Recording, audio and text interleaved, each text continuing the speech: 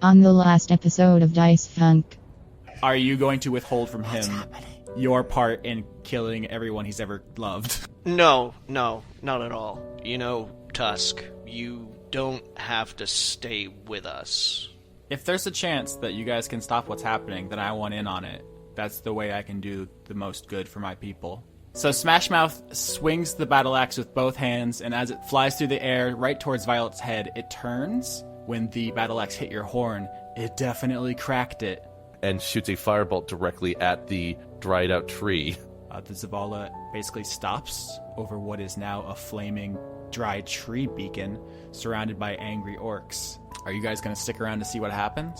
No. What exactly destroyed the entire orc army? The robots murdered them all. Oh. You guys didn't stay to watch, so you don't actually know. Did Alias notice anything with the horn and shenanigans with it? Violet's magic was taken from her. Seems to have started to gain some of it back. There was maybe some kind of process by which Violet was getting better, but you think that the horn cracked has short-circuited that, and so progress on her recovery is now stopped. And you now understand that the red liquid inside the vials is her blood. I'm the captain, so I say that we go to Mykonos. Out of all of us here, the only one I know that has the most knowledge of the most area is, well, you, Joan. Drop says to Kay, your daughter's been dead a long time. Sheriff K, the Kenku, tosses Drop off the ship and into the ocean.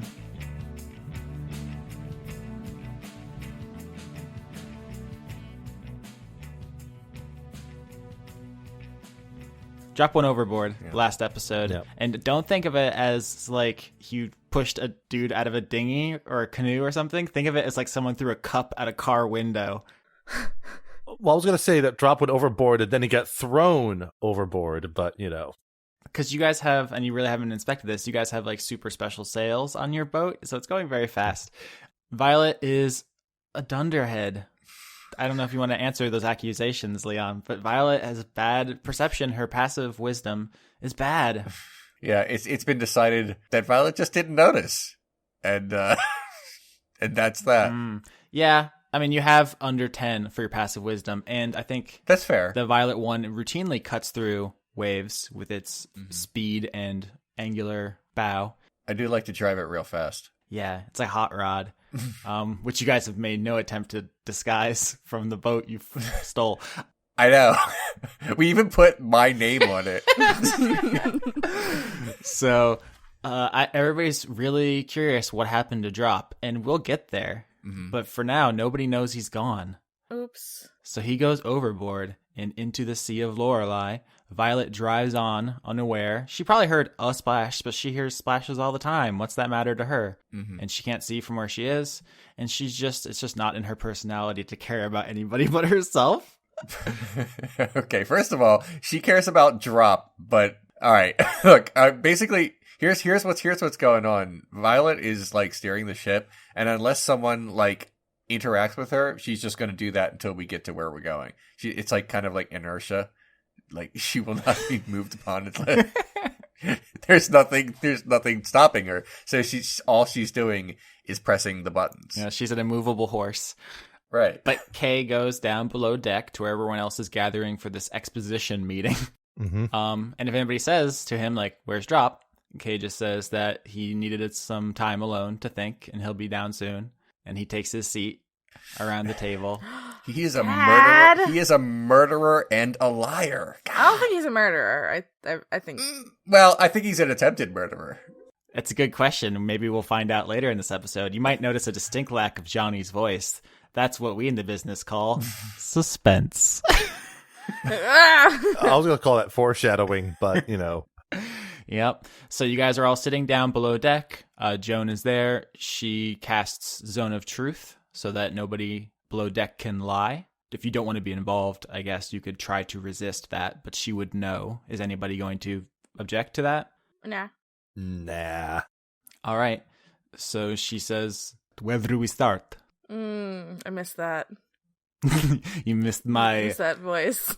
The homeland is strong in my diction. So, Joan. Is Joan your real name? Yes, of course. Solved. Do you know anybody named Amber? I mean, most people in Calypsia have Amber as part of their long, complicated, aristocratic name. Mine is Joan, scion of Lolth, defender of Black Amber, the head of the House of Thousand Queens. It's long, complicated. It goes on. Mm-hmm. Do you know Sherry personally? I told you when we met that I had met her. You said... No, that's not what you said. You said everyone knows about them. I am everyone. Alias, this is your turn now. What do you know about the influences that might be guiding the Blackhearts, if any? It seems that they may be operating under some sort of force outside of their own self-interest, from my understanding.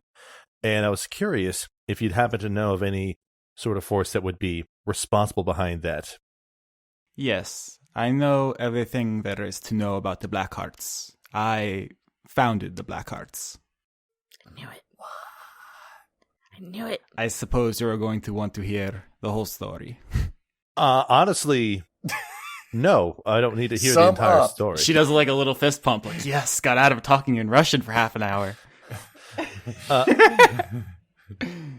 I'm going to assume that the behavior of Fox and Sherry was a recent development that was undesirable for you. What behavior do you refer to? Their efforts to capture, dismantle, and return parts of ships to the planes that they came from, as it seems that the components of the ship actually come from multiple potential planes of existence. That has been Fox's plan since the water began rising. So no, not recent. What do you know about the Moss Heart? I do not know if I can talk about it. Oh my god. Are you under a thingy?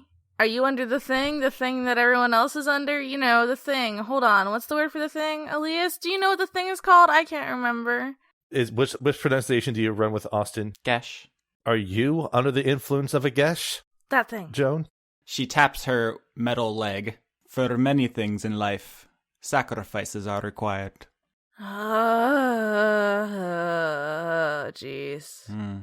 We've been finding multiple people who seem to be under the influence of a Gesh, either overtly saying as such or at least seeming to act as such based on their actions, given how single-minded or at least driven they are. Have you seen the Blackheart's flag? I think we did the first episode about where it was. Yeah, I believe it was in the second episode. A hand, a heart, an eye. The three things that gods require in sacrifice. Life, limb, and sight. She taps her leg again, and you guys definitely think about Fox and his weird hand. Right. So... And Sherry's the heart? I feel like you guys are trying to get to the story I was going to tell in questions.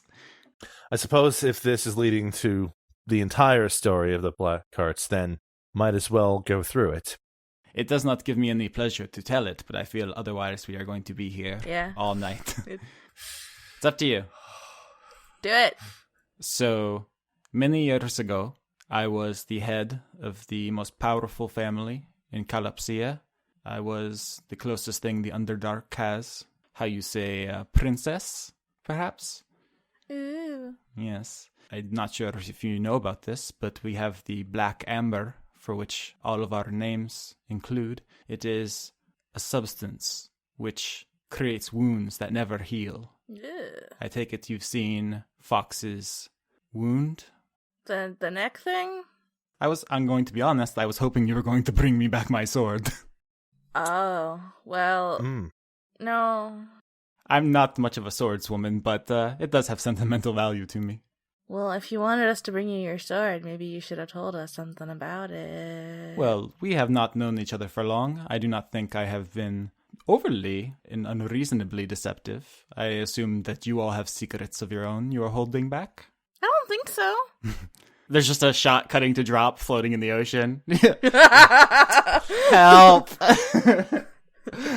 I wouldn't say I've been secretive. I just don't think many details about my upbringing are entirely relevant at this time. Hence, they haven't been really disclosed.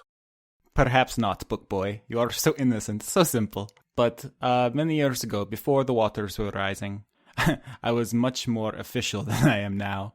And from a region across the sea, from Kaldu, came a kobold. Do you know kobold? No. Yes, I'm familiar with them. I've read of them. What are they? She explains to you, out of character, that they're like a reptilian humanoid race. Their main features are that they're very fragile and weak, as opposed to the other reptilian races like lizard men or dragonborn. They're super fragile. They're basically the weakest, like, traditional D&D monster. Those are like the tiny dragon dudes, right? Yep. And they typically work in service of other things. Yeah, they culturally very much revere dragons, and in their weakness often aspire to be more like them. And the other important thing to know about them is that they try to make up for their lack of physical prowess with trickery, ambush, traps. They're very, like, tricksy. What's the word I'm looking for? MacGyver-y? Is there a better word than that? Yeah. I mean, that's a fair word for it, to be fully honest. So this kobold was sent across the sea to steal from us our black amber, and she was captured. And we took her tail and we sacrificed it to Loth, and then we threw her in a dungeon. And then I visit her as formal matter, as the leader of a house of justice. And it is difficult to hold in your heart many conflicting feelings. Love for Loth, duty to family, responsibility as leader, and as woman. And as we got to know each other, Lita and I decided that we could not live the way that we were. Her stealing, me killing. And so we established the Black Hearts to find a way to reconcile our feelings and to end sacrifice among our people. And so we set off to try to end the practices while also showing love for our gods. And we recruited Fox and his sister from that terrible war, and everything was going great for a long time. And then I had the idea to bolster our forces by stealing Modron from the Temple of Primus, and it succeeded, but the cost was very high. And I cannot tell you the specifics. I am sure you have grasped that there's an event that I must talk around. But that is, as a result, my leg, Fox's hand, Sherry's heart, and Lita's eye were lost. And we had disagreements about how to deal with it. Fox thinks that we must take all of the foreign material and return it. Lita thinks that we must seek divine intervention. And I, and this is the source of our disagreement, feel that we all must die to reverse what we have done. I nearly succeeded, as you have seen from my sword. But I suppose this is where you enter picture, because I was not lying when I said that I wanted to find dangerous people. I suppose I misled you on the purpose of gathering the materials to make an airship. I intend for us to get this ship airborne, take the fight to the Black Hearts, and kill my family so that we may undo what we have done. So, the stealing the Modron, that might have been what set this entire thing in motion, including the flooding? It is hard to say for specifics, but the events were set in motion there. I do not want to imply that the Modron are at fault. They are nothing. But I'm saying that something during that act was what set these things in motion. Yes. I suppose I can tell you that we were gravely injured during our heist. On death's door, as you may say. No, that's understandable. As I'm aware, any further details run the risk of immediate termination. It was always my plan to die, but I would like to see everything done before I go. I don't like this at all. While this is happening, Violet is singing sea shanties, and no one can hear her. You'll never know what they're about. I bet they're really good. They are. You all are free to do as you will. I never meant to hide this from you permanently, but I think I think it is understandable why I did not start our relationship off on this foot. Elias will nod lightly, respond with, well, in many cases, misdirection or at least obscuring of some information can be essential or necessary. However, this leads me in an awkward situation where I don't know what I am going to be able to do after we accomplish whatever it is we decide to accomplish. I'm still trying to figure out a way to get back home. I have no idea whether my efforts to communicate have worked, and if we do the things that you think might be necessary to reverse what's going on, and it doesn't work, well, then it's simply a matter of us sitting on a ship until rations are gone and soon followed by us. You can sense from the vibe in the room that no one is taking this particularly well. Kay seems especially broken up. You don't know why. He seems like really bummed. Dad, is everything okay? He just pats you. Dad. He rustles your hair. Dad. He doesn't want to talk. He's in the zone of truth. He doesn't want to talk. So, I suppose the formation of the Black Hearts and all that such, that was the reason why you were effectively exiled from the other drow. Yes, they do not understand. I do not seek to offend Loth. I only seek to make peace with what she requires and how I must live my life. I honestly was worried it was something that was much more serious in terms of crimes being committed. This is actually a bit of a pleasant surprise, all things considered. You are so understanding. When you spend a century, rather. Geez, my numbers are off. We spend a century reading of various acts of heroes, both real and imagined. You see a gamut of ways to reconcile with differences of positions and opinions. And while I cannot say that I don't feel a certain pride of who I am, where I'm from, and what it means to be what I am, it doesn't mean that I can't see things from another individual's perspective. And in your case, you put yourself in a position where, you took a chance, you took a position that you knew was going to separate you from others that you might have felt as friends or as equals, and I can't fault you for your commitment to your cause. It's a shame you are a boy. Maybe in another life, I could respect you just that little bit more. To a certain extent, getting the respect of all people is a fool's errand. I can only ensure that I do what is true to myself. You get the sense that she's trolling you a little. And Alias probably isn't catching on to that point there, but that's it's part of the fun there. Well, at that point then, if our objective is not to build an airship to get out of Lorelei, but instead to, kill your family, what would you propose is the best step to take in terms of getting this ship capable of taking us to your objective? I don't want to kill anyone. I do not think this changes the mission. We shall explore, we shall find the parts, someone who knows what to do with them, how to put them together. I am no engineer. And then we shall take to the skies.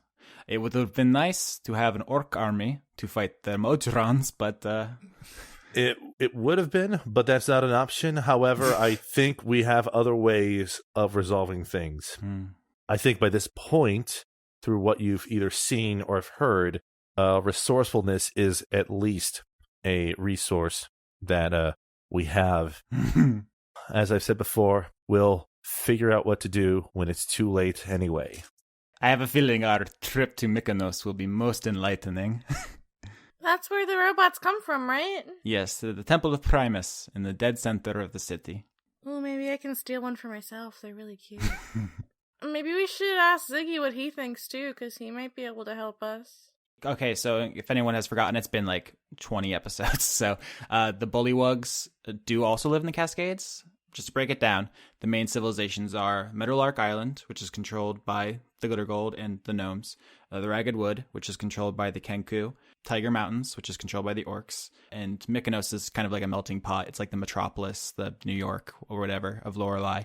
And then there's the Cascade, which is like kind of like Hawaii. It's like 6 islands or so, although a bunch of them have sunk, and it's getting worse. Yeah, so the Drow have their city under one of them. The Kuatoa have theirs under a different one, and the Bullywugs have, you don't know exactly where, but also they're all subterranean, except for the Kuatoa, which also control the surface. So if you need any more clarification, that's the quick and dirty breakdown of Lorelei. Yes. The only other civilizations that you're aware of are the Goblin and Knoll civilizations, which are gone. They were at the foot of the Tiger Mountains, so they're all dead. And then the Kobolds, which you now understand Lita is, which are not native to Lorelei, so she's an outsider. Mm-hmm. I'll talk to Ziggy and see if he can give me any information. Sure. So you guys break up, and before those conversations happen, and we will have level up conversations because everyone's level 4 now, it becomes clear that Drop is missing. What? I assume that you guys panic and tear the ship apart to find him, and don't find him because he's not here. I won't make you roll. He's not here. What do you guys do about that? Where are we all right now? Like, you said we just noticed Drop is missing. Like, you guys are about a day from the Tiger Mountains because you guys got on the Right. ship, you debriefed, maybe you guys probably got your clothes cleaned, and you maybe ate something, and then you came down to have this conversation. So, okay. Understood. We have to go back and look for him. Yep, that's what Violet does. She doesn't think to do anything else, and she like does like a U-turn or whatever the nautical term for that is. Which might just be U-turn. it's a wet U-turn. Yeah, she's like in a panic. If anyone wants to try and stop her or say anything else, you can go ahead. By the way, when you went upstairs after the meeting, you heard the tail end of her sea shanty, and it was horse, horse, horse. And that was it. Fucking phenomenal. Thank you. I have a feeling we dodged a bullet there by not hearing that. I don't know. Maybe I'll put it in the outtakes or something. Leon, record the whole thing and then send me that MP3. There's literally no chance that will happen. But yeah, like, Violet is spinning the ship around and saying, we have to find Drop. He's the only human we have, I think. Okay. I guess Lavinia no longer identifies as a human. No, she's like some sort of plant thing. That's fair. I'm surprised that's not more of a source of conflict between you two, because like Lavinia worships you, but you don't really seem overly fond of her, which I think might be something to explore going forward. But yeah, actually, okay, sorry to stop the plot dead, but I've been thinking about this. I don't think there's any white people in Lorelei. Good. Okay. I mean, Violet's, coat is white. Well, she's not from. I'm talking about No, you're right. civilizations we've established, because everyone draws Drop, like all the fan art is like, I would say like First Nation or like Native Alaskan like ethnicity it appears. And I picture Lavinia like Lauren, because it's essentially just leafy Lauren, and she's I would say mildly Hispanic. So I guess that's the way to put it. Okay. Feel free to refute me. Oh, no, I guess you're right. Yeah. It just occurred to me recently that like I haven't established any like, ostensibly Caucasian humans in this world, which was like not on purpose, but Okay. definitely in character for us as SJWs. you said it, not me. I knew what you were thinking. So on the journey there, Violet drives you along. This is when we're going to do the level up conversations. Everyone's at level 4. That's kind of a boring level for most characters because you just get kind of a couple stat boosts, which just means like Violet can hit harder and is harder to hit. We'll still have a conversation because there's character stuff to do. Mm-hmm. But let's start with Alias because he's the one who actually gets new toys. Sketch, why don't you introduce it? I'm sure you would love to break it down. For Alias, instead of taking a 4th level in Rogue, which would incur either a feat or an ability score improvement, I multi-classed into the only class that I can multi-class into. Actually, that's a lie. I could have multi-classed into Fighter, but I multi-classed into Wizard. So as a result, Alias, through working with Joan, is going to be able to have a spell book, an arcane focus, 6 spells in his spell book as a level 1 wizard, plus 3 cantrips. And basically, he's a level 1 wizard as well as having the spell casting he still maintains from his arcane trickster side. So he has a significant improvement of spells he can cast, and now he's more wizardry, you know? Yeah, so you started off as just someone with some weapons training, and you've quickly become kind of like a pretty badass spell slinger, which is cool. Mm-hmm. But I assume you go to Joan and you say something like, oh, like, ready for more spell practice? And she says, I have nothing left to teach you. I think you should talk with the frog.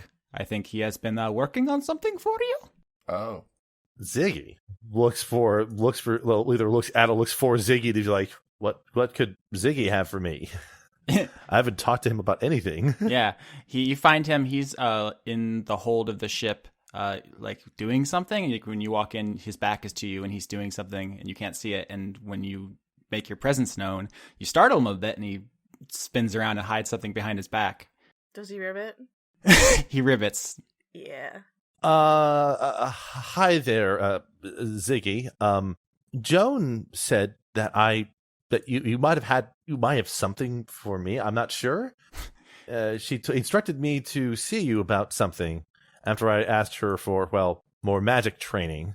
Halfway through your sentence, he casts tongues so he can speak to you and understand what you're saying. Mm. And as you finish up, he pulls out from behind his back what he had, which is a homemade spell book, which he has pulled together from your various ruined books from your time in the ocean. And he has kind of combined the salvageable pages into a new spell book for you, which you need as a wizard. And he has put in some things he thinks you might find useful, which are the spells you took, which you can explain to the audience if you want. Mm-hmm. And he also shows you a kind of bangle that he has made with a slot that will fit the white crystal shard you found in the portal in the Ragged Wood, which once fit into the bangle will be a spellcasting focus, so you can bypass material components. Alias just sort of looks at all this and is a bit stunned, to say the least, and to explain to the audience, the spells that Alias has taken are the cantrips Mending, Minor Illusion, and Light, and the level 1 spells he has are Mage Armor, Silent Image, Shield, Illusory Script, Comprehend Languages, and Tensor's Floating Disc. Mm-hmm. He looks at these things, he just says, this is remarkable. Thank you, first and foremost, but why did you make these things for me? He says, I know we don't have a lot in common, but you do remind me very much of my mentor. You're just the most talented spellcaster I've ever seen besides her. I'm sure you have thought that it was weird that a bullywug would know magic. And it's true that I didn't for the longest time. No one in my town did until Welch the Blue came through. She's a witch of just incredible power, and she taught all of us magic and improved our lives immensely and sent us out into the world to find things to improve our way of life, which is how I got caught up in all of this. And you just have the same determination she does, and it inspires me. And I wanted to be even a little part of what you're doing, if I can, and help you. That's very considerate of you, Ziggy. Well, once again, all I can say is thank you and assure you that I will use these gifts you've given me to do what I can to, well, see us through all this, and of course, keep Vinny safe as much as possible. Of course, someone has to look out for her. The horse has no idea what it's doing. Elias laughs a touch at that. It's like, just make sure you don't say that around her. You think that maybe bullywug language doesn't have a word for unicorn? Because Ziggy definitely knows she's not a horse. Not necessarily don't say the word horse around her. I meant don't speak like that around her, because she might, I believe the term they say around here is fly without a handle. No, it's fly from the handle. It's something. Can we establish that Ziggy is from Frogtown? Actually, please, Ribbitland. You guys have not asked. His place of origin does have a name. No one has asked it yet. The last thing I was going to ask you, Ziggy, is that I assume you're from the Cascades or from that area, correct? Yes, I'm from a small town underground in the Underdark. Actually, not far from Calypsia, where Joan is from. Mm. He says the name of it, and it's just ribbit noises to you.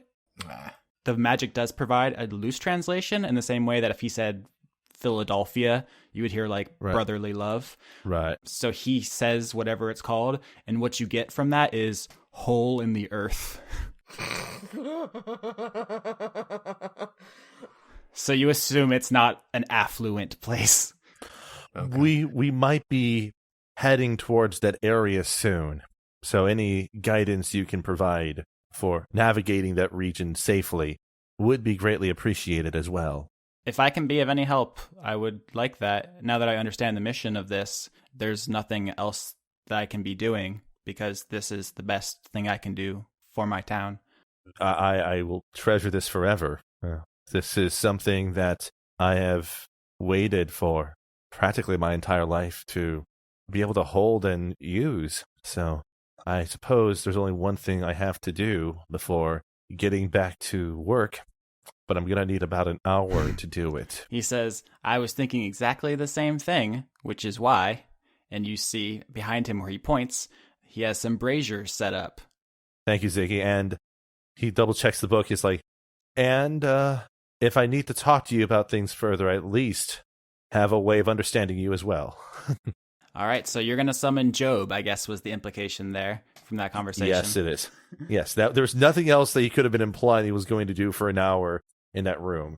Alone, yes, he's gonna, with Ziggy. Alone with Ziggy and a brazier. But no, he's going to spend the next hour and 10 minutes doing Find Familiar to get Job back. All right, yeah. Leon sent me like a message like 2 weeks after Job died, being like, I can't believe you killed Skitch's bird. That's so fucked up. I didn't say it like that. I said I'm surprised we didn't care that the bird died. I didn't care insofar that I knew that as soon as we came back to the ship, I'm getting him back. Mm-hmm. Oh, okay. I didn't realize that at the time. Yeah. Find Familiars is probably the best level 1 spell in the book. Cool. Yep. Job is not actually a bird, but as we discussed in the episode where he was first created, a fey construct in like the shape of a bird. So if you summon his spectral energy back, he is reconstituted and he is a glorious magpie once again. And Ziggy just watches you do the ritual and just like appreciates your technique because it comes so much more naturally to you as an elf or as an Eladrin even. Yeah. That he is just like, he's in awe as a fellow wizard. So let's cut over. I haven't heard Leon's voice in a while. Do you guys want to do Violet? Violet is basically just like steering the ship and like gotta find drop. Yeah. That's basically what she's doing. Violet's level up was just that she's stronger and harder to hit. Yeah, she's just buff, and so she's steering the wheel harder right now. She's like, yeah. to give you some idea of like her level up, that is what she's doing. Muscles straining, wood cracking. Oh yeah. Yeah. While you're doing that, actually, Sheriff K walks up and just stands next to you with his body language is difficult to read. Mm-hmm. But if you don't say anything to him, after a while, he just says, Violet? Yes. I was wondering, when you guys told everyone about what you did in the mountains, I was wondering, how are you holding up? Like, you killed a man. Is that weighing on you? Wait, what? Who did I kill again? The orc in the contest. Oh. Well, we were fighting, and I thought we were supposed to. So you feel justified, and so you don't feel bad about your actions. Don't throw her overboard too. I wouldn't say that, but they captured us and put us in a pen, and we had to escape, and sometimes you have to fight your way out. Now, it could have gone better. Oh, yes. I think a lot of us, like, hurt a lot of people by accident, actually. Oh, geez, a bunch of times. Look, I'm not proud of it, but you know, the unicorn way is to keep looking forward and not look back. That's why our eyes are one weird size. Okay? Can this episode be called The Unicorn Way? Most likely, even though that made no sense. Because they're on this... Right. Okay. I know, that's the joke. Haha. So Violet says, look, I'll just be honest. Ever since I came to this world, everything's been wrong. I've been wrong. The water is wrong. Everything is bad. I'm not happy with myself and anything that's going on. I haven't been happy since I got here because a frog grabbed me. And then, like, water has been everywhere, and I usually like water. Like, I'm a captain, in case you hadn't noticed. So, I'm just gonna, try to keep moving forward. And then once we get through whatever this is, I'm just gonna go back to Unicornucopia and literally never come back here. Which is a shame because I've made some good friends. Especially Drop. He's the human friend. Well, gotta keep pressing the buttons. And then she does that. As Kay walks away, he mutters to himself, just keep moving forward. As if that was the only thing he took from that conversation. Mm-hmm. Vinny, what are you up to? I'm sitting in a corner, looking pretty sad. All right, I'm just strumming my lute. That's kind of a bummer. Singing, get out of my dreams and into my boat.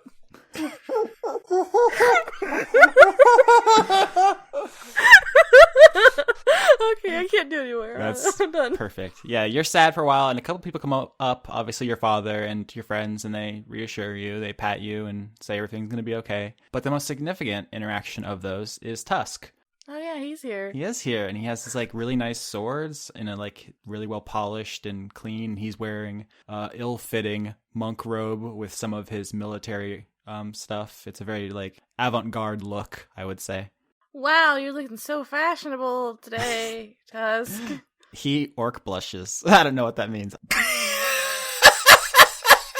He has grayish skin, so I guess it's actually super noticeable. He cannot hide it. He is a blushing boy.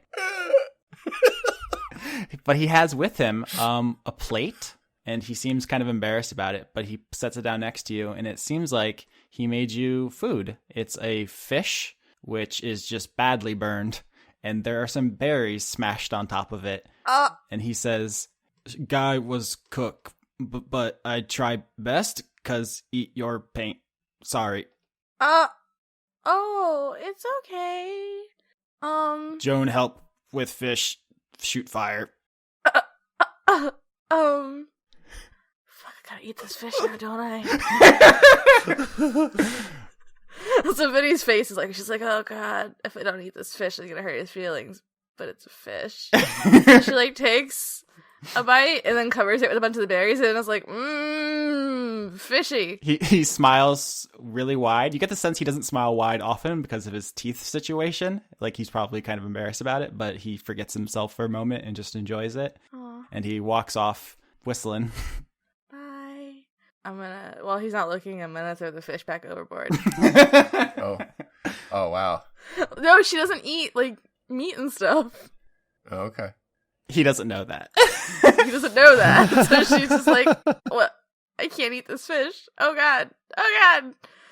So Violet, you're the captain. Is there anything you want the people on your boat to be doing? Because it's kind of hard to conduct a search for one person in an ocean.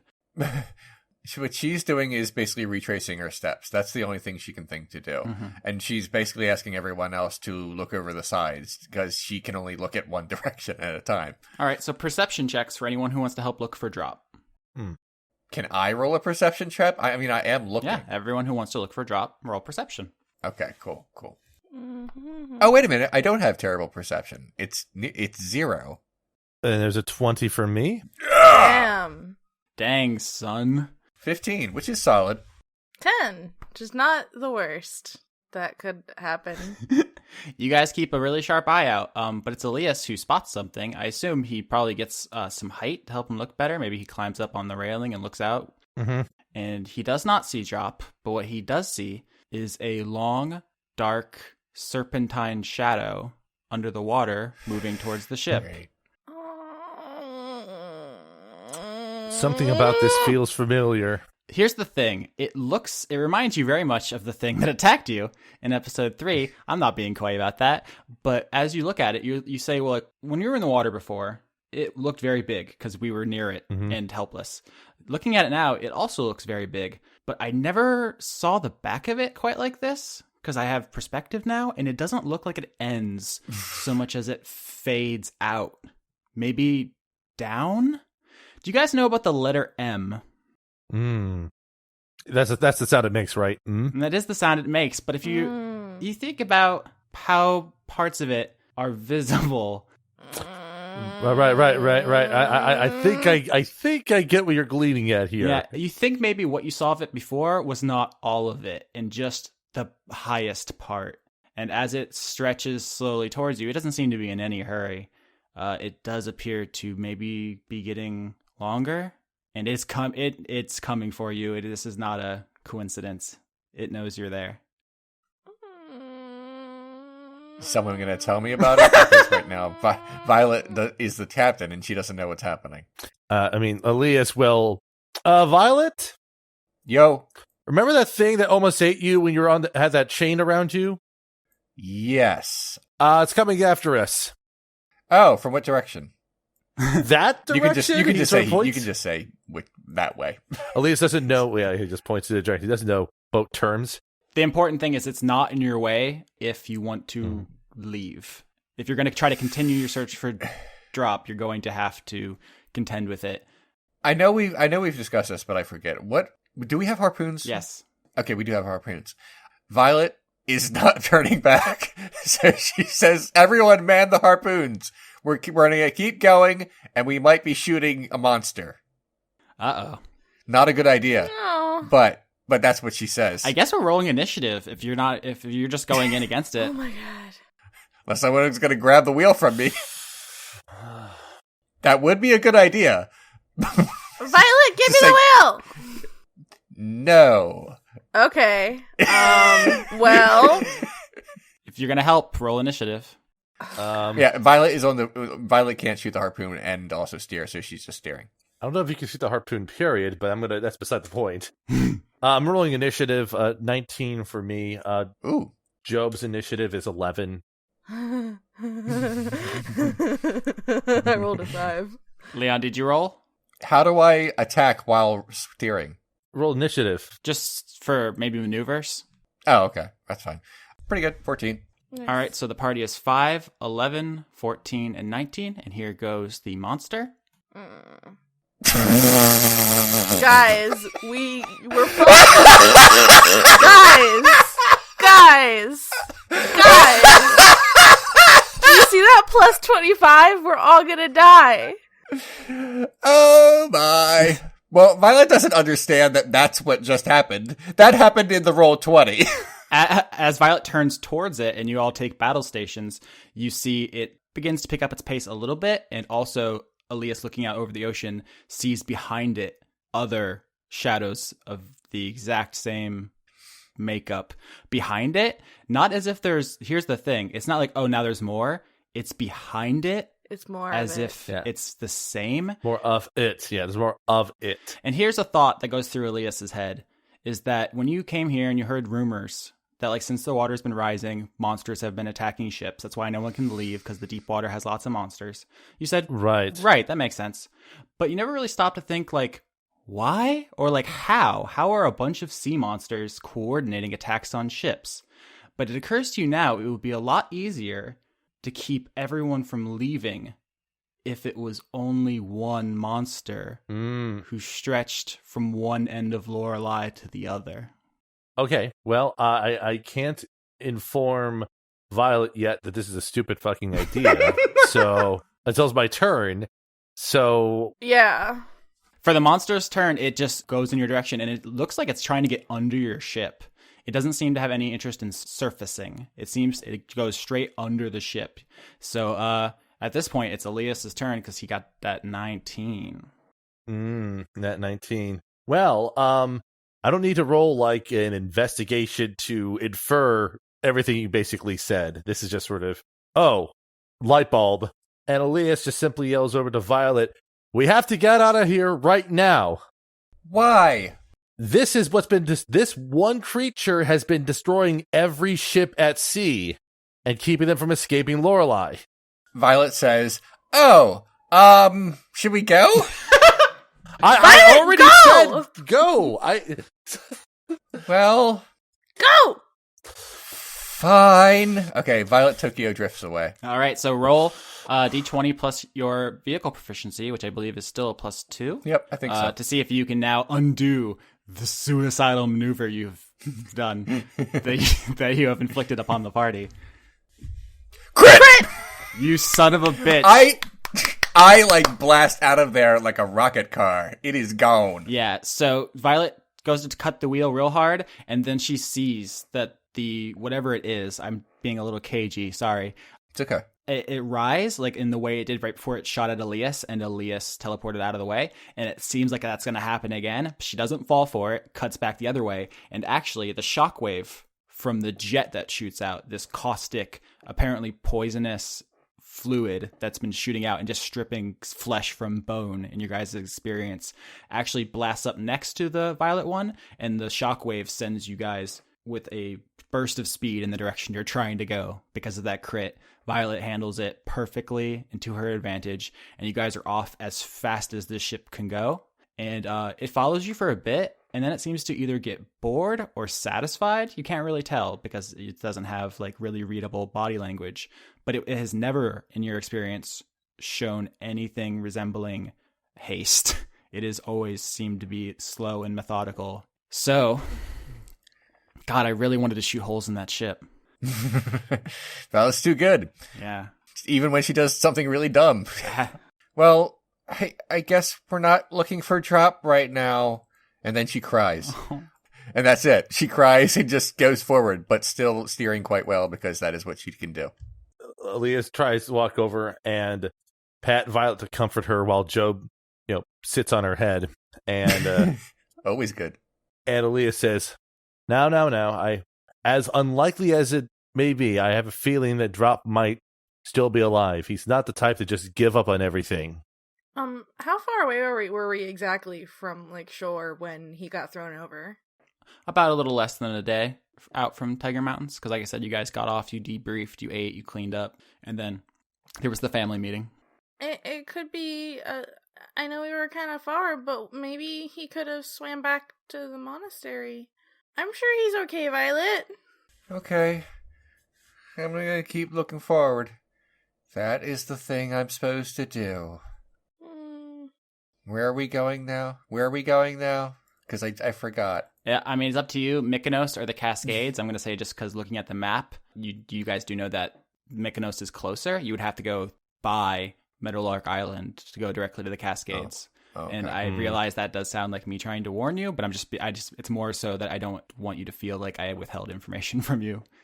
Right. No. I That's fair. I'm aware that if we wanted to go to the Cascades, that's a long ways out relative to Mykonos. So, every order of these explorations is totally up to you guys. You guys could have done it in totally the reverse way you did it. Mm-hmm. So I don't want it to seem like that's not the case right now. Okay. The Cascades sound scary, and they're further away. We should go to Mykonos. Well, the Cascades has the benefit of having people that might be able to tell us what we could get from Mykonos to make this airworthy. But Mykonos might have the money to convince somebody to help us. At this point, I think it's the middle of the night probably because you guys have been traveling. Mm-hmm. People are probably having a hard time sleeping. So Joan actually comes up from below where she normally is during the day. And she chimes in on this and says that if you guys go to the Cascades, Ziggy might be able to help you. She's an exile there, so she doesn't have any intel. But if you guys go to Mykonos, she has a friend on the police force, like an informant basically that was on her payroll when she was a very influential, important person. And she says, you guys are probably going to want to check out the Temple of Primus. But in addition, if you want to look up her friend, Detective Carter, in Mykonos, he can probably help you. See? Alias just sort of sighs since, I think for the sake of getting off the water's end sooner, we will do what we can in Mykonos then, in that case. Okay. All right.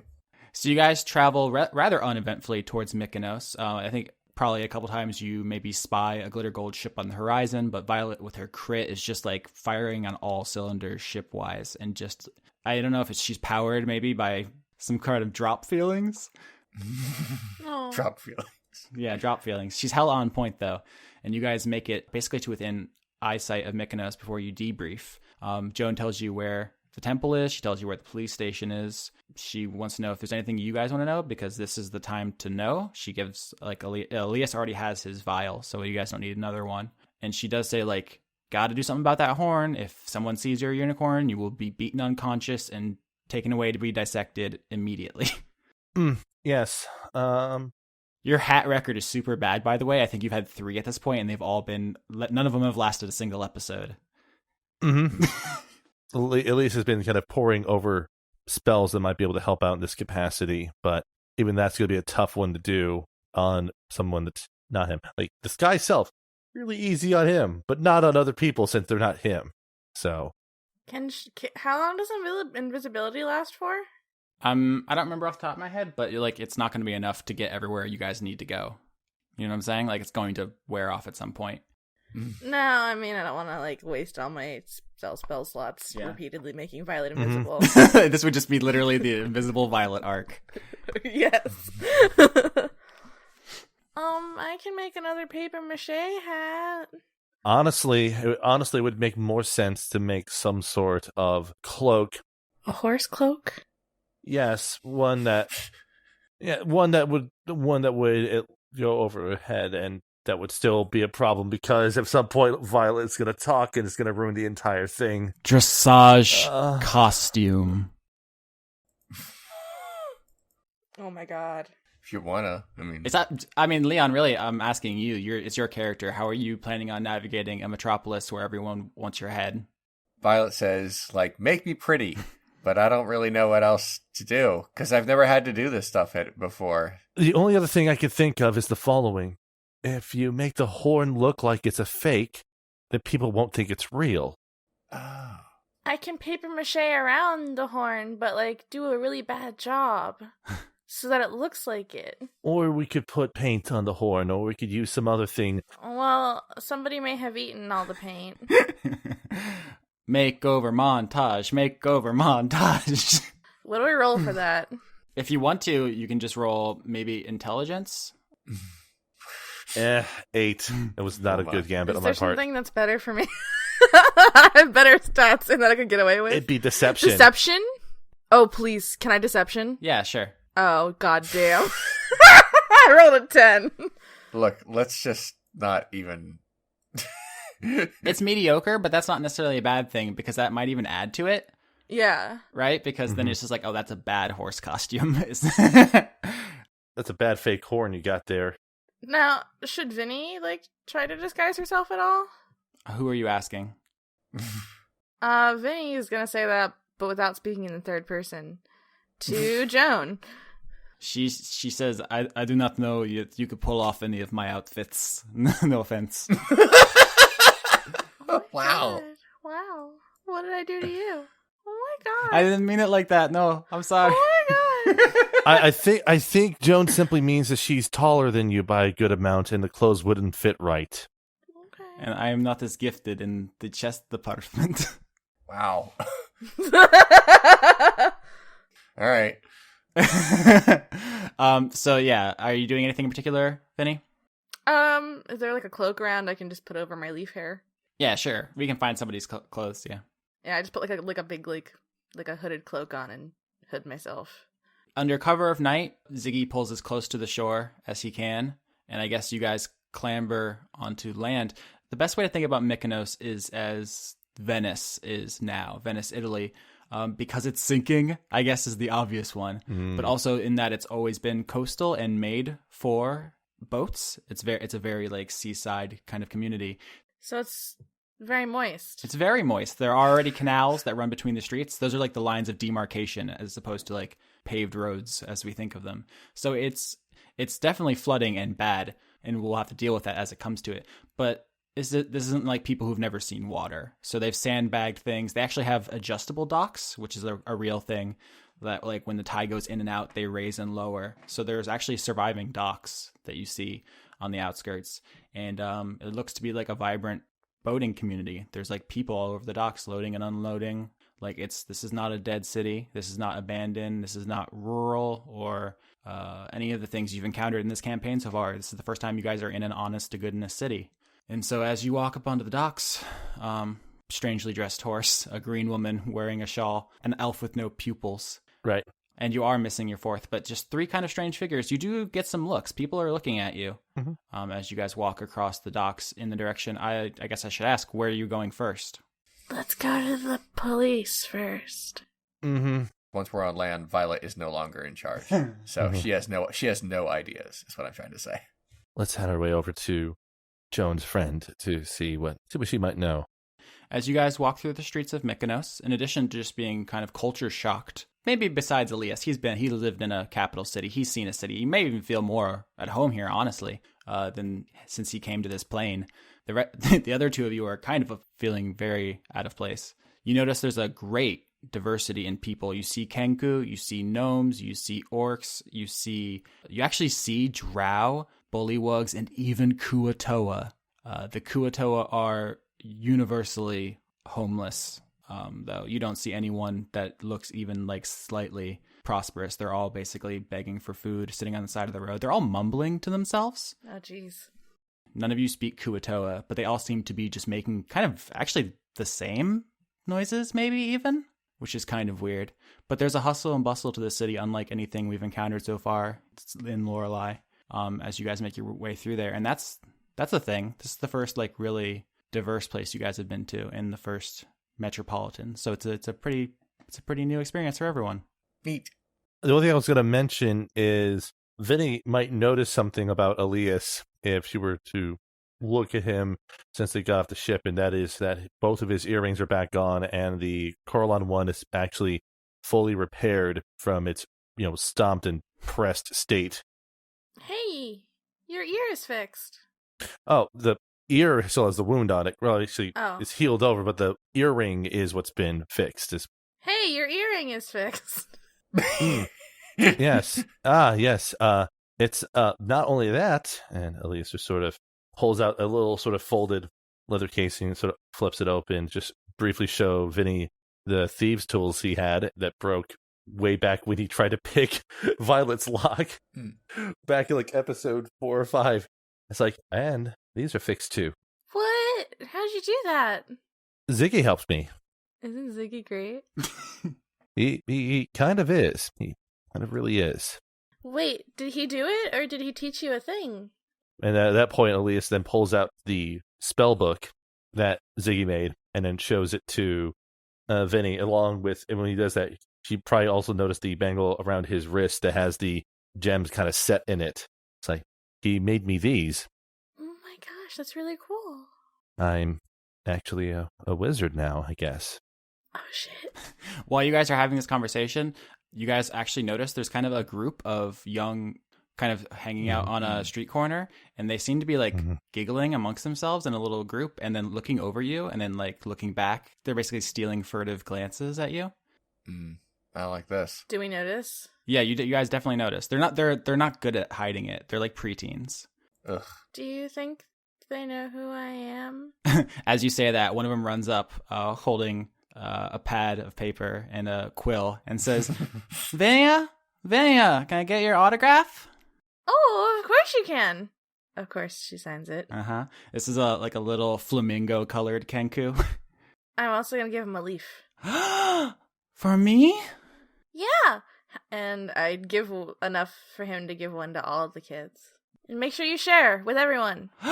Thank Alona. She runs off to her friends. Vinny looks very smug and like she did a good thing. So Vinny's mildly popular here. She has fans. Mm-hmm. Looks like it. Nice. So you guys continue your stroll until you get to the police station. I assume you go inside. There's no reason not to. Right. And the first thing you're struck by is that it appears to be deserted inside, which is weird. The second thing is that when you walk up to like the front desk, fastened to the wall besides the reception desk is a poster which says "Wanted for murder and piracy," and then pictures of your entire group plus Drop plus Ziggy. Oh shit. They didn't get your likenesses quite right. I think Lavinia probably has a more conventionally attractive frame. I think they probably gave Alias pupils because they probably didn't get a very good look at his eyes. Mm-hmm. The only ones who are named are Violet because she screams her name at everyone, and Lavinia because she is a celebrity. Everyone else, it just says unknown elf, unknown bullywug, unknown human. And I think probably Drop is drawn in like exaggeratedly square-jawed, chiseled man, like even more than he is. Like someone told the sketch artist, like, no, you don't get it. Like really handsome. Okay, he's handsome, but not handsome enough. You get what I mean? And then in the bottom corner, you see it says "Wanted alive for questioning. Reward 1 glitter gold ticket to Kaldu per fugitive." Elise just sees that last one there. It's like, well, I think we know what the value of that actually is. Yeah. It does have like a glitter gold stamp on it, the symbol of glitter gold, because it's a company and a religion. It's just the symbol of Garo glitter gold, which is like a gold nugget.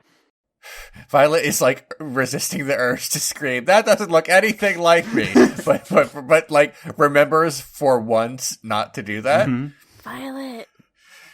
But she like kind of shakes and then just like chills. Maturity, character arc. That's it. Violet. Yeah. We're gonna call you Lavender until we leave here. Okay. Nobody will know. I'm glad you guys took precautions to disguise yourselves, because I definitely would have had you get jumped on the way here if you had not. So congratulations on that. Mm-hmm. But you are wanted as hell. Oops.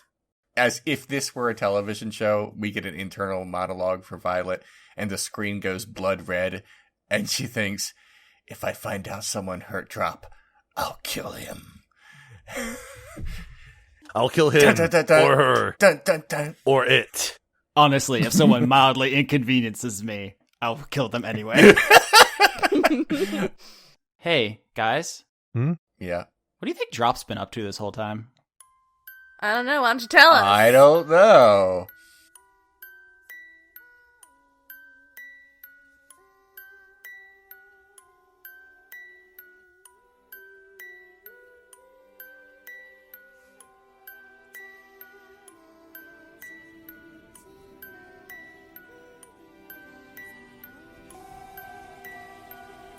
So how are you feeling, Drop? You just got thrown over the side of a pretty quick-moving ship with those, let's call them strange sails, making it move at quite a pace. That was not a soft landing.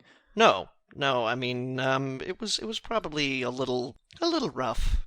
And I also imagine that your chest wound is probably not playing nice with all that salt water. It's just not a great thing. I mean, like I was fully healed up, but yeah, I mean, salt water's a pretty bad irritant. So it's not great. You're at full health. You've leveled up to level 4. You're harder to hit, and you hit harder, which is kind of the level 4 thing.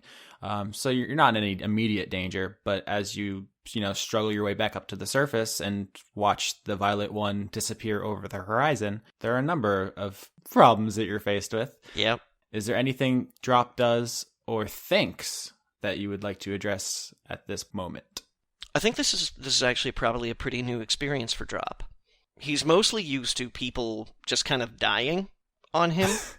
Yeah. Watching the only friends he's made since leaving the monastery kind of sail away from him in cavalier manner is probably pretty upsetting to him. Mm-hmm. But, like, immediately, I suppose he would probably just kind of, like, look around, see if there's, like, anything sort of nearby while the rising panic in him sort of comes to a crescendo. Mm-hmm.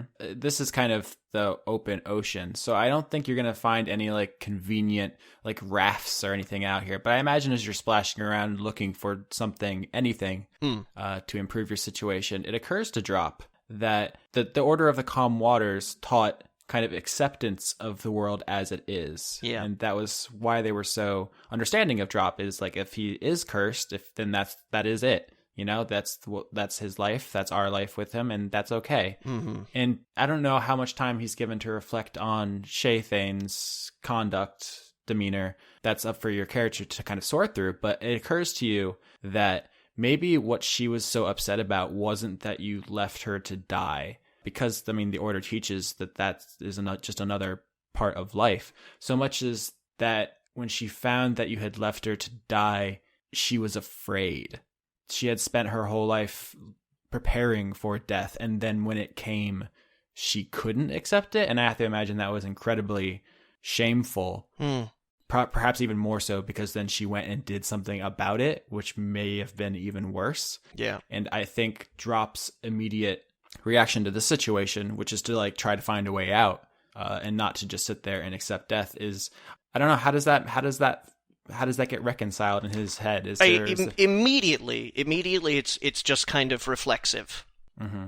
like one of the things about Drop, he's young. He's still quite young, and he hasn't really dedicated his entire life to the Order. He was only picked up when he was a teenager, so he's really only been with them for, at most, I'd probably say about 10 years.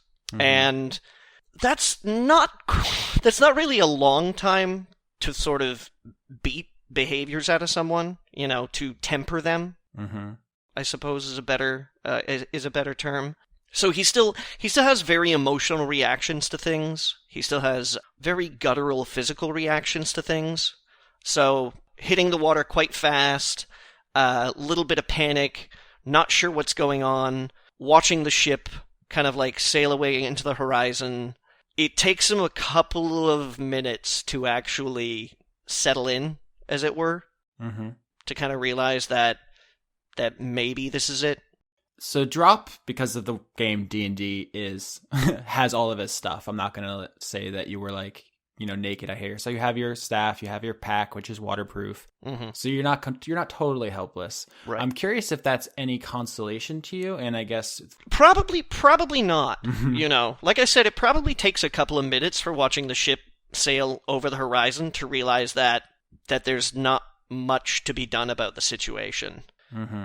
We'd been in the ocean before, and it was very clear it was a dangerous place.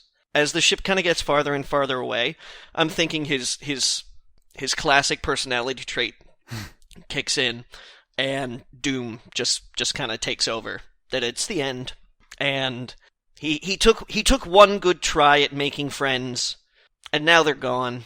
And maybe they're probably going to die too, because he's not feeling so optimistic about this whole quest. He's feeling more and more like the world is just going to swallow everybody and everything, particularly after seeing Sheathane again. So as all those thoughts swirl around inside of Drop in his fragile, sad boy mind, I think he notices just the tiniest bit of blood in the water, just mm-hmm. maybe from his chest wound, just a little bit of misting, so diluted by the water. Right. I guess there's probably a moment where he's like, are sharks going to be a No, probably not. Like giant monsters are in here. They probably ate all the sharks, right? And just as those thoughts, flit in and out of your mind, I think Drop sees on the horizon that long black serpentine shadow under the water, just gliding towards him. Well, all right. Given his situation, given that the ship is riding out away from him, by this time, would you say it's gone? Like it's out of his sight? Yeah, if you want to even take like one look back, that's a really great moment of like looking. Just, are they coming? Do my friends even notice I was gone? Then I guess he's gonna take one look back. I think what he's gonna do. Mm-hmm. is probably put one hand on the staff, maybe whisper a couple of things to himself.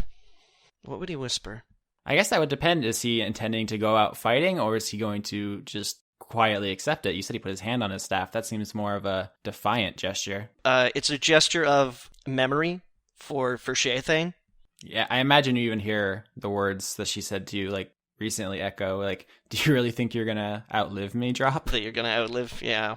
So he would probably whisper something in remembrance of Sheathane and his time at the monastery. I never really wrote any superfluous text about the Order from the Calm Waters. Mm-hmm.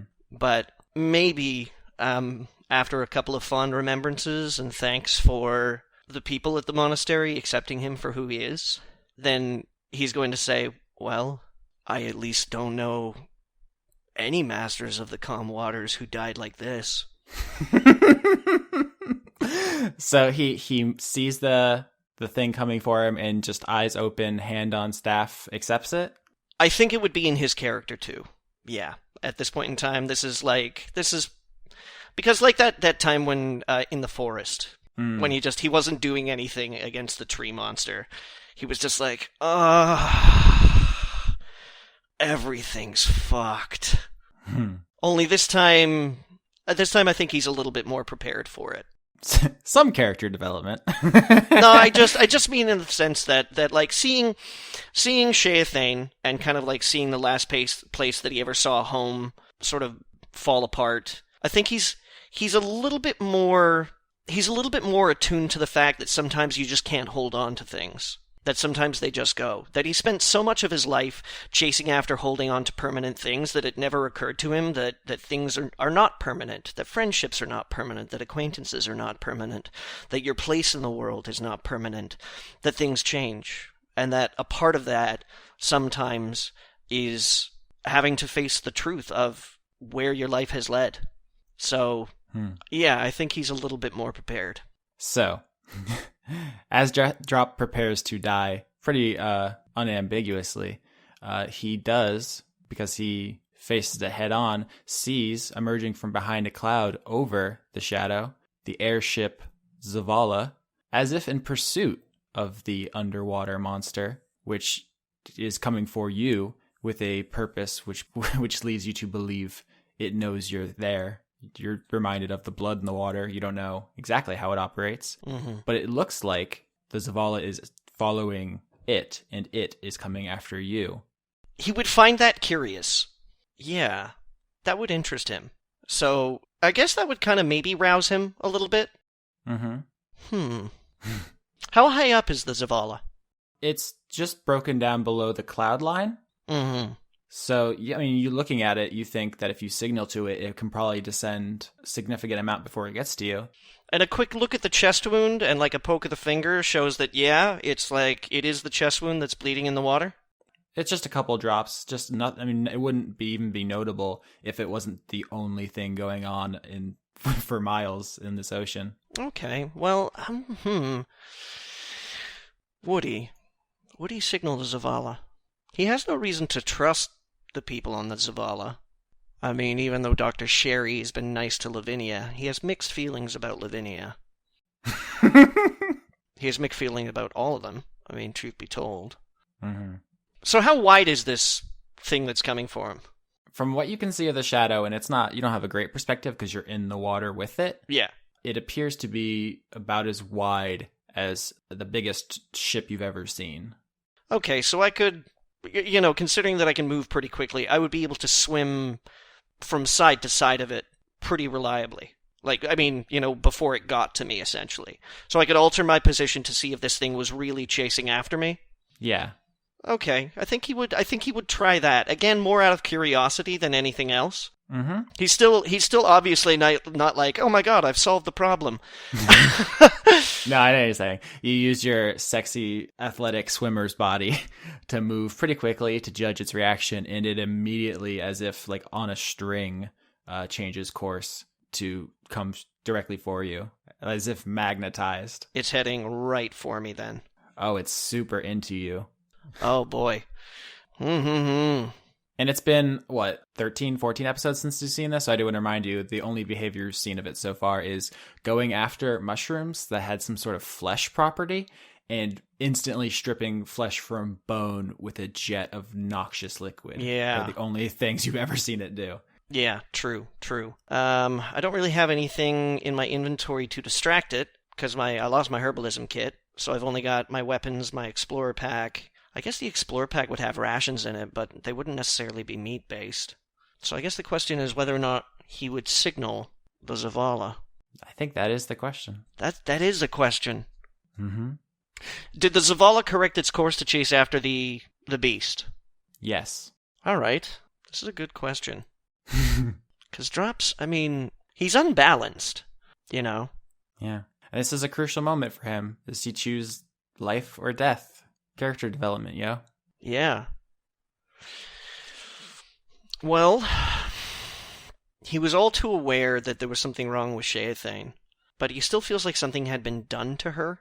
That she conceded to something that maybe she wasn't necessarily completely behind. Like maybe there was a little bit of coercion or promises or something. And then on the other hand, the Orders of the Calm Waters, just because they accept the fact that death is a part of life doesn't necessarily mean that every time you're confronted with death, that means that it's the inevitable way to go. That was the thing that I think frustrated Lavinia so much, is that she didn't understand what Shay was saying, which is that the whole point of the Order is to have the wisdom to tell the difference. Mm-hmm. It's not a suicidal cult. Yeah, absolutely. It isn't something that you know, like, welcome to the Orders of the Calm Waters. Here's your straight raider, bottle of pills, and Kool-Aid. Take your pick. Party's at 7. Mm-hmm. So you know what? I think maybe he would try to signal the Zavala. Maybe thinking that he could probably still do some good in this world. Or, you know, do something in this world. So Drop begins, I assume, swinging his quarterstaff, which is this mesmerizing blue color, and it also, I think, reflects light, I would say, in a pretty substantial way. We haven't discussed what it's made of, but, you know. I don't even know if Drop knows. I think it's... Probably not. It strikes me as kind of like the mystical heirloom around which this order is based. It's kind of like the thing the master had. Yeah. Okay, yeah. So, and maybe trying to, like, you know, avoid the shadow getting to him at such an easy straightaway. Mm-hmm. So swimming diagonally away and waving his quarterstaff, he appears to get the Zavala's attention, and it slowly begins to descend closer to the water. Mm-hmm. And as you look, one and then another Modron begin hanging off the side of the boat, linked arm in arm like a giant spherical metal boy rope. Oh, God. And about 20 of them, you know, every one that you've seen essentially forms a rope of bodies. Mm-hmm. The one in the bottom holds out a hand as low as the ship can go, as if to scoop you up. All right. And it's a close race. The beast and the ship are neck and neck with Drop. Let's see. I don't think Step of the Wind applies to... I don't think there's any rules against using it in water. No, I mean, you know, if it says movement speed, then I'm in the clear, you know? Hey, ain't no rule that says a dog can't play basketball. Ain't no rule that says a drop can't monk jump. No, it just says that a Step of the Wind is you can spend a key point to take disengage or dash action as a bonus action on your turn. Yeah, I don't have the book with me, but there has to be something jump related. It doubles your jump distance for the turn. Oh yeah, that's got to be applicable. Oh yeah? Dolphin your way out of the water. Oh yeah, all right, Austin. If you're telling me I can do it, then I'm doing it. I'm spending a key, Step of the Wind, and we're gonna come flying out of that water like Free Willy. With all your power, Drop makes possibly the final act of his life to leap up out of the water and grab onto the chain of Modrons by the hand. And as you lift up out of the water, saved, you notice that whatever's chasing you does not seem at all interested in chasing after you once you breach the surface. It does not even seem to consider surfacing. So it just stops? Or does it just keep going? And or does it just fuck off? It follows for a little while, just maybe on the off chance that you come back down. But when it's clear that you're not, it loses all interest. Mm-hmm. As Drop is lifted off, he makes the same discovery Alias did. Well, actually, because of the way this is chronologically, what Alias will discover soon after, because as everyone listening knows, the Violet One turns back to look for Drop and runs into it like 20 minutes from now and finds that it is much larger than previously thought. But for Drop's part, he is whisked away, back up onto the Zavala and up into the clouds again. As he is pulled on board onto the deck of the ship, he sees Fox, who is driving with his coat and his neck wound.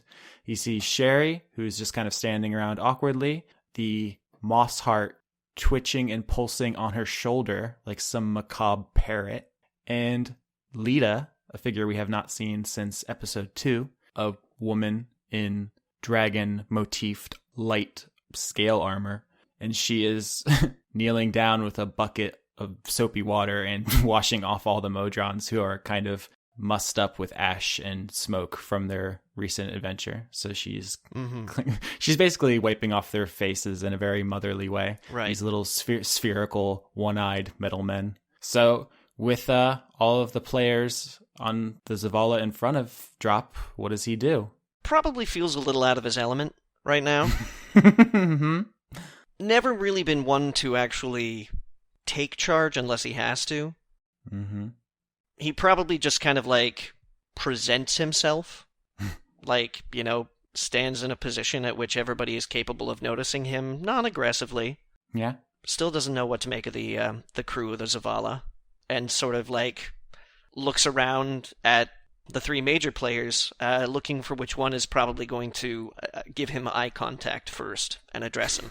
So, I mean, Fox can't speak. Mm-hmm. Sherry seems too nervous. She's just kind of trying to make herself scarce. So after you stand there like, it's me. Hey, remember? Lita rises to her feet, hands Sherry the cleaning supplies she was using, and motions for you to follow her below deck. I follow. You haven't really spent much time with this character, Lita. You notice that she is a very like slight, wiry person. Her armor is kind of a pale green, very reptilian. If you're having trouble picturing it, I would Google Kain, Kain, from Final Fantasy IV, although it's a little different. It's kind of a starting point. You notice that the cape she's wearing, which is split kind of to evoke wings, seems to be actually made out of the same stuff everyone's sails are. Mm-hmm. So that's a new detail because you're seeing her from behind as she's leading you. So that's new. Anything I can notice about the inside of the Zavala? It is very, very, very reminiscent of the Glitter Gold 9, which you guys started the campaign in, because as you were informed, this is actually the Glitter Gold 6 that they stole, basically. So the only major difference is the wear and tear on the outside, which is from whatever they've been doing, which has dulled the gold paint. It's just a veneer. Right. But she leads you down into a cabin and motions for you to sit, and basically to have a conversation. She sits down across from where she's motioning to you. Okay. Take a seat. You guys sit down. Lita introduces herself. That's Lita, in case my accent is bad. She tells you that she's heard about you from Sherry. She speaks with, I'm not sure if I'm going to be able to do the voice I have in mind, which is kind of feminine, but also raspy in a Janis Joplin way. Okay. It's a little bit country, but also a little bit rock and roll. Mm-hmm. Okay. What I'm actually trying to get here is that she doesn't appear to have human vocal cords, if you're curious about what she is under the armor. Serious rock and roll. Yeah. She says that, like, she understands that the person you know as Joan is the person that the Blackhearts know as Amber, and that they have kind of put two and two together on a bunch of issues. And perhaps more importantly, she says, Sherry already shared with you Fox's plans, so you know what we're up to. I think the question is, do you know what Joan is up to? Drop probably takes a deep breath and says, if I've learned anything in the past few days, it's that there isn't a book big enough to hold all the things I don't know. Lita explains to you that Joan is not your friend. She is looking for people to become her own personal assassins. She has duped all of your friends into building her an airship in the hope that you will fly it up here and kill us, because she thinks that will end what is happening. She is sick and twisted, and I'm sorry that you've gotten involved with her. Why would she think that? She explains to you the history of the Blackhearts, that Joan was the matriarch of an important family in Calypsia, that Lita was a foreign kobold sent to steal technology from Glitter Gold and from the Drow, and was captured by the Drow, and that her and Joan fell in love and founded the Blackhearts to find a way to either end sacrifice in Drow society or reconcile what Lolth requires in blood with the fact that Joan wanted to live her life with Lita, an outsider, a non-Drow, and a non-believer who had already committed a crime against the city, which was the original purpose of the Blackhearts. And she explains to you, and this is not what the other team heard, that when they left Calypsia, what they did was use Joan's fortune as an aristocrat in her society to purchase prisoners, death row prisoners, murderers, traitors, and to sacrifice them to Lolth. She tells you that together they murdered countless people before the money ran out, and then they had to find new ways of satiating Lolth's bloodlust. Because even though Joan thought sacrifice was wrong, she couldn't find it in her heart to abandon Lolth. And so they recruited Fox and Sherry from that terrible war at the foot of the Tiger Mountains. And they were hoping to convert as many other societies that serve dark gods to their purposes. They thought that they could make the Black Hearts a powerful, influential organization which would help all societies beholden to evil gods and allow all of them to satisfy their obligations but still be able to lead the lives that they actually wanted to. They petitioned the Orcs, who turned them down.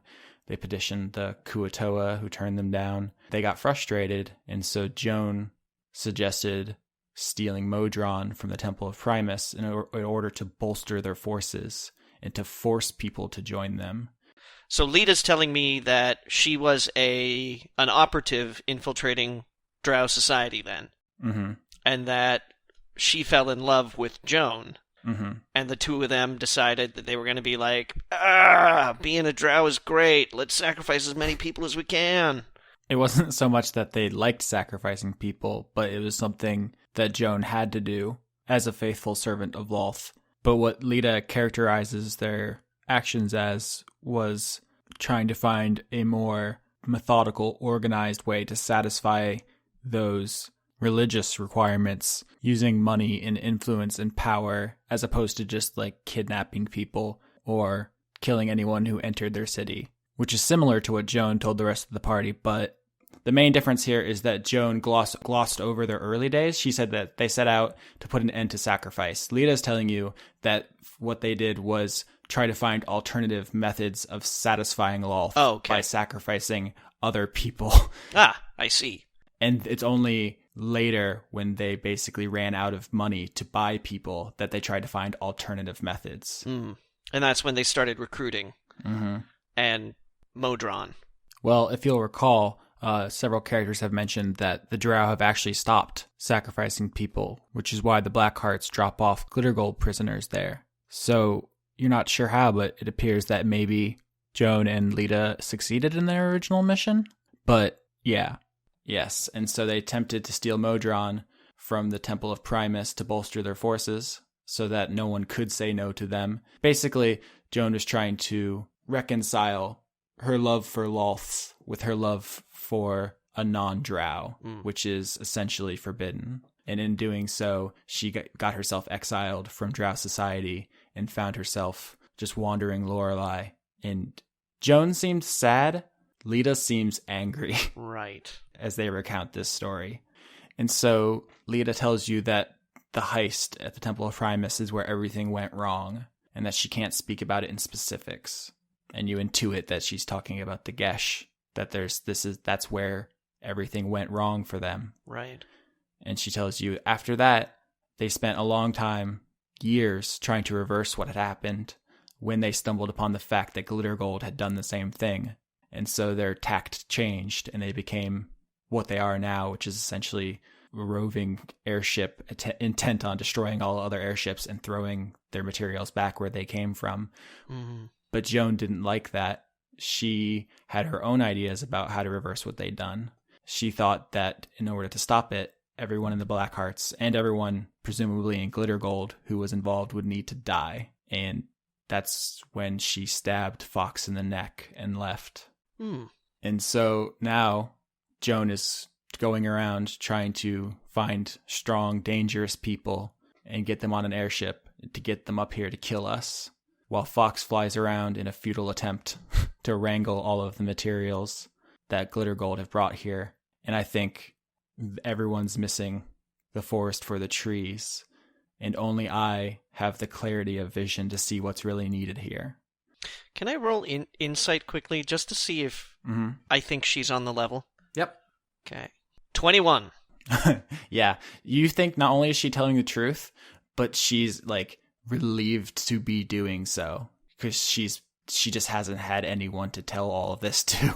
Right. She says that she thinks Fox is wrong. She thinks Joan is wrong. She thinks what Lorelei needs is divine intervention. And if you have any intention of stopping what's happening, you should join her. And she tells you that the Temple of Primus is not just a church to a one god, but actually a repository of powerful magical and religious artifacts, and that if you can go in her place, because she would be spotted a mile away, and you would find something that can be used to cut to the heart of this matter, something of godly power and significance, that maybe everyone else's selfish, short-sighted plans won't matter. Drop appears to consider that quite deeply, Mm-hmm. and then sort of leans forward gently and as a quick aside says, "Do you have any idea what that thing in the water is?" She says, we've been watching it and we've been studying it, but it never comes up. And honestly, at first we thought it might be several things, several monsters, but at this point we think it's just one monster that is under the entirety of Lorelei, and that it's not destroying ships at random. It's a concerted effort to keep as many people here as possible. It really likes blood. Things like it usually do. And honestly, I have no idea how it factors in. There's clearly a piece of this puzzle that's missing. Like I said, we did something. We made a mistake. And the Glitter Gold made a mistake. And your friend, Shay, made a mistake. But none of that equals that monster. Or at least I don't see a through line. So if it's related, I don't know how. Do you still worship Lolth? That's a very good question. I had space in my heart for Lolth when I had space in my heart for Joan. I think that space might have scarred over. Then maybe you can tell me a little more about the Temple of Primus. Also, would it be out of line to ask if your doctor took a look at this? And he kind of motions to the giant stab wound in his chest that's still weeping blood, presumably. Of course, Sherry's the best there is. There's no need for traditional medicine when magic exists. I'm not sure how much you know about the Goblin and Gnoll War, but they kidnapped each other's children just to be spiteful, and in particular, training a warlike species like the Gnoll to be medics is really just a form of humiliation for them. We're all victims in this, but maybe Sherry most of all. It's sad what she has become, but it's also useful. She's the only reason Fox is alive, because Joan's sword leaves wounds that can't be healed by magic. So we'll get you to the doctor, and I'll lay out everything I know about the temple, but I want to hear you say it. Are you in? Are you going to rob the biggest church in Lorelei and steal their most powerful artifact in the region? If I have to. I set my sail, fly the wind, it will take me back to my home, sweet home. Lie on my back, clouds are making way for me, I'm coming home, sweet home. I see your star, you left it burning for me, Mother, I'm here.